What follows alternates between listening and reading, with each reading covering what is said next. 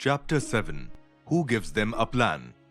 अभी तक हमने ये आइडेंटिफाई कर लिया है कि हमारे कस्टमर को क्या चाहिए, जिससे उनकी स्टोरी स्टार्ट हो चुकी है। फिर हमने वो प्रॉब्लम्स आइडेंटिफाई की जो उन्हें फेस करनी पड़ रही हैं, जिससे स्टोरी और ज्यादा इंटरेस्टिंग बने। और फिर हम उनके गाइड बने। हमने एम्पैथी और अथॉरिटी शो की, जिससे अब वो हम पर ट्रस्ट करते हैं। लेकिन क्या इतना काफी है? अगर कोई पर्सन आप पर ट्रस्ट करता है, तो क्या सिर्फ उस ट्रस्ट की वजह से वो आपका प्रोडक्ट बाय कर लेगा? नहीं, कुछ और भी है जो आपको चाहिए होगा। देखो, जब हम कस्टमर के गाइड बनते हैं, तो उस वक्त हमारे और कस्टमर के बीच एक रिलेशनशिप एस्टैब्लिश हो जाता है। लेकिन सिर्फ रिलेशनशिप काफी नहीं है, उसके लिए चाहिए कमिटमेंट। जब आपके कस्टमर्स आपसे कमिटमेंट करते हैं, तो इसका मतलब ये है कि वो आप पे बहुत ज्यादा ट्रस्ट करते हैं और वो आपको उस सॉल्यूशन के लिए पैसे देना चाहते हैं। बात जब पैसे की आती है, तो कस्टमर्स के लिए ये बहुत रिस्की हो जाता है। कोई भी चीज खरीदने से पहले वो सोचते हैं, अगर ये काम नहीं किया तो कहीं मैं बेवकूफ ना बन जाऊं और मेरे पैसे जाया ना हो जाएं। कोई भी चीज खरीदते वक्त कस्टमर्स के दिमाग में यही सवाल होते हैं, क्योंकि उस वक्त उनके पैसे रिस्क पर होते हैं। उन्हें यही डर होता है कि अगर उन्हें उनकी प्रॉब्लम का सॉल्यूशन नहीं मिला, तो उनके पैसे जाया हो जाएंगे। अब अगर आप चाहते हो कि आपके कस्टमर्स आपका प्रोडक्ट खरीदें, तो इसके लिए आपको उनका रिस्क कम करना पड़ेगा। आपको उन्हें थोड़ा कंफर्टेबल करना पड़ेगा। कुछ ऐसा करना पड़ेगा जिससे उनकी टेंशन थोड़ी कम हो और उन्हें आपका प्रोडक्ट खरीदना रिस्की ना लगे। इसके लिए सबसे बेस्ट चीज है प्लान। जब हम अपने कस्टमर्स को एक प्लान बताते हैं, मतलब ये बताते हैं कि हम उनकी किस तरह मदद करें, हमारा प्रोडक्ट उनकी प्रॉब्लम को कैसे सॉल्व करेगा, तो इससे उनका रिस्क कम हो जाता है। मूवीज में भी हीरोज को कोई ना कोई प्लान जरूर मिलता है। जैसे मनी बॉल मूवी में हीरो है बिली बीन, जिन्हें अपनी टीम को बेसबॉल गेम्स जितवानी होती हैं, और उनके जो गाइड होते हैं उनका नाम होता है पीटर ब्रांड। और पीटर उन्हें प्लान बताते हैं। पीटर उन्हें बताते हैं कि वो कैसे बेसबॉल गेम्स जीत सकते हैं। प्लान से हीरो को एक होप मिलती है और वो सोचता है कि अगर वो इस प्लान के हिसाब से चलेगा, तो हो सकता है कि उसका प्रॉब्लम सॉल्व हो जाए। इसलिए जब आप अपने कस्टमर्स को भी प्लान देंगे, तो उनके अंदर भी एक होप आएगी। The plan creates clarity.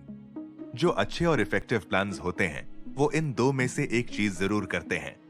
या तो वो आपके कस्टमर्स को बिल्कुल क्लियरली बता देते हैं कि वो आपके साथ कैसे बिजनेस कर सकते हैं, या फिर वो उस रिस्क को कम कर देते हैं जो आपके कस्टमर्स के माइंड में होता है। आपको याद होगा, मैंने आपको एक मंत्र बताया था, if you confuse you lose. मतलब अगर कंफ्यूजन होगी तो हार जाओगे, और अगर आप अपने कस्टमर्स को कोई प्लान नहीं दोगे, तो डेफिनेटली कंफ्यूजन रहेगी। एक बार कस्टमर्स ने आप पे ट्रस्ट कर लिया, इसके बाद वो आपकी वेबसाइट पर जाते हैं या आपका ईमेल पढ़ते हैं। उनके दिमाग में एक ही क्वेश्चन होता है। वो यही सोच रहे होते हैं कि अब उन्हें आगे क्या करना है। अगर हम उन्हें गाइड नहीं करेंगे, कोई प्लान नहीं बताएंगे, तो फिर वो कंफ्यूज होंगे और हमारे साथ बिजनेस नहीं करेंगे। जैसे मैं आपको इसी का एक एग्जाम्पल देता हूं। मान लो कि आप एक स्टोरेज सिस्टम सेल कर रहे हो, जो आपके कस्टमर्स अपने गराज में लगा सकते हैं। अब ये खरीदते वक्त उनके माइंड में काफी सारी कंफ्यूजन्स होंगी। उनके माइंड में ये क्वेश्चंस होंगे, क्या ये मेरे लिए काम कर सकेगा? इस सिस्टम को इंस्टॉल किस तरह करना है? कहीं ये लास्ट टाइम वाले सिस्टम की तरह ना हो? और इसी तरह के क्वेश्चंस उनके माइंड में होंगे। अब उनकी कंफ्यूजन दूर करने के लिए आप उन्हें एक प्लान दे सकते हैं। आप उन्हें कुछ स्टेप्स बता सकते हैं जिससे उनकी कंफ्यूजन दूर हो। इन स्टेप्स में आप उन्हें बता सकते हैं कि ये स्टोरेज सिस्टम किस तरह इंस्टॉल हो सकता है, इसे इंस्टॉल करने के लिए क्या टूल्स यूज होंगे, और इसी तरह आप उन्हें गाइड कर सकते हैं। इसका फायदा ये होगा कि जब आपके कस्टमर्स आपका ये प्लान पढ़ेंगे, तो उनका कंफ्यूजन काफी कम हो जाएगा और उन्हें आपका प्रोडक्ट बाय करना ज्यादा रिस्की नहीं लगेगा।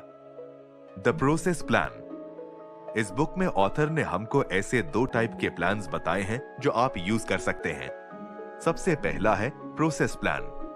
प्रोसेस प्लान आपके कस्टमर्स को वो स्टेप्स बताता है जिन्हें फॉलो करके वो आपका प्रोडक्ट बाय कर सकते हैं। इसके अलावा प्रोसेस प्लान में आप वो स्टेप्स भी बता सकते हैं जो आपके कस्टमर को आपका प्रोडक्ट बाय करने के बाद फॉलो करने हैं। जैसे कुछ प्रोडक्ट्स ऐसे होते हैं जो थोड़े कॉम्प्लिकेटेड होते हैं और कस्टमर्स को पता नहीं होता कि इन प्रोडक्ट्स को कैसे यूज करना है। तो ऐसे प्रोडक्ट को यूज करने के लिए आप उन्हें गाइड कर सकते हैं। प्रोसेस प्लान का फायदा ये है कि ये आपके कस्टमर्स की कंफ्यूजन को दूर कर देता है। आप चाहे कोई फाइनेंशियल प्रोडक्ट सेल कर रहे हो, कोई एजुकेशनल प्रोग्राम सेल कर रहे हो या फिर कुछ भी, ये प्रोसेस आपके कस्टमर्स की सारी कंफ्यूजन दूर कर देगा। अगर आप चाहते हैं कि आपका प्रोसेस प्लान सक्सेसफुल हो, तो ये प्लान ऐसा होना चाहिए जिसे पढ़कर आपके कस्टमर्स की सारी कंफ्यूजन दूर हो जाए। इस प्लान में आपको वो सारे स्टेप्स बताने हैं जिन्हें फॉलो करके आपके कस्टमर्स आपके साथ बिजनेस कर सकते हैं। बहुत से लोगों के माइंड में ये सवाल भी होता है कि प्रोसेस प्लान में कितने स्टेप्स होने चाहिए। ऑथर कहते हैं कि आपके प्लान में एटलीस्ट 3 स्टेप्स होने चाहिए और 6 स्टेप्स से ज्यादा ना हो। अगर आपका प्लान कुछ ऐसा है जिसमें 6 से भी ज्यादा स्टेप्स चाहिए, तो उसके लिए आप अपने पूरे प्रोसेस को डिफरेंट पार्ट्स में डिवाइड कर दो और फिर हर पार्ट में स्टेप्स बताओ और किसी भी पार्ट में 6 से ज्यादा स्टेप्स ना हो। The agreement plan. Process plan की हेल्प से हम कंफ्यूजन दूर करते हैं, लेकिन कस्टमर्स जब कोई चीज बाय करते हैं तो उनके दिमाग में सिर्फ कंफ्यूजन नहीं होता, बल्कि फियर भी होता है। मतलब उन्हें ये डर होता है कि ये प्रोडक्ट काम नहीं करेगा, मेरे पास जाया हो जाएगा, और इसी तरह के फियर्स उनके अंदर होते हैं। और इन फियर्स को दूर करने के लिए हम अग्रीमेंट प्लान का यूज करेंगे। अग्रीमेंट प्लान में आप अपने कस्टमर्स के साथ कुछ अग्रीमेंट्स करते हैं, मतलब उनके साथ किसी बात पर अग्री करते हो, उनके सामने कुछ ऐसे पॉइंट्स रखते हो जिससे उनका फियर कम हो। जैसे आज के टाइम पे काफी सारी कंपनीज गारंटीज देती हैं, जिससे कस्टमर्स का फियर कम हो जाता है। तो ये भी एक अग्रीमेंट है। अगर आप एक अग्रीमेंट प्लान बनाना चाहते हैं तो उसका सबसे बेस्ट वे मैं आपको बताता हूं। आप उन प्रॉब्लम्स और कंसर्न्स की एक लिस्ट बना लें जो कि आपके कस्टमर हो सकते हैं। अब ये आपके प्रोडक्ट पे डिपेंड करता है कि आपके कस्टमर्स को क्या प्रॉब्लम्स और फियर्स हो सकते हैं। इसलिए एक कस्टमर बनकर सोचें और सोचें कि कस्टमर्स को आपका प्रोडक्ट बाय करने में क्या फियर्स और प्रॉब्लम्स हो सकती हैं। फिर ऐसे एग्रीमेंट्स के बारे में सोचें जिनसे आपके कस्टमर्स के वो फियर्स खत्म हो सकें। आप उन्हें गारंटीज दे सकते हैं या फिर उनसे कोई भी ऐसा अग्रीमेंट कर सकते हैं जिनसे उनके फियर्स खत्म हो जाएं। अग्रीमेंट प्लान बनाने के बाद आप उसे कहीं भी लगा सकते हो। आप उसे अपनी वेबसाइट पर लगा सकते हो, अपने ऑफिस में कहीं पर, इवन अपने शॉपिंग बैग्स में भी। What's the plan called? अब मैंने आपको बता दिया है कि प्रोसेस प्लान और अग्रीमेंट प्लान किस तरह बनता है। आप चाहें तो दोनों प्लान्स बना सकते हैं। प्लान बनाने के बाद आपको अपने प्लान को कोई टाइटल देना है, मतलब कोई नाम देना है, क्योंकि टाइटल देने से उसकी वैल्यू और बढ़ जाएगी। जैसे आपका जो प्रोसेस प्लान है उसका नाम हो सकता है इजी इंस्टॉलेशन प्लान, या फिर नाइट स्लीप प्लान, या फिर कुछ भी जो आपके प्रोडक्ट या सर्विस के साथ सूट करे। इसी तरह जो आपका अग्रीमेंट प्लान होगा, आपने उसका भी कोई नाम रखना है, जैसे कस्टमर सेटिस्फैक्शन अग्रीमेंट, या फिर आर क्वालिटी गारंटी, या फिर कुछ भी जो आपको अच्छा लगे। एक बार आपने अपने कस्टमर्स को प्लान दे दिया, इसके बाद उनके आपके साथ बिजनेस करने के चांसेस और भी बढ़ जाएंगे, क्योंकि अब उनकी सारी कंफ्यूजन भी दूर हो गई है और आपने उनके फियर्स को भी खत्म कर दिया है। लेकिन अभी उनके सिर्फ चांसेस बढ़े हैं। ऐसा नहीं है कि वो आपके साथ बिजनेस फौरन कर लेंगे।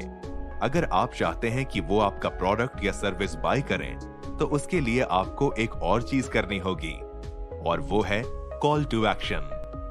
अब ये कॉल टू एक्शन क्या है और ये कैसे करना है, ये मैं आपको नेक्स्ट चैप्टर में बताऊंगा। Clarify your message so customers listen. तो अब मैंने आपको प्लानिंग के बारे में हर चीज बता दी है। तो अब आप अकेले या फिर अपने टीम मेंबर्स के साथ बैठकर प्रोसेस प्लान और अग्रीमेंट प्लान बनाएं और फिर उसे अपने ब्रांड स्क्रिप्ट में लिखें।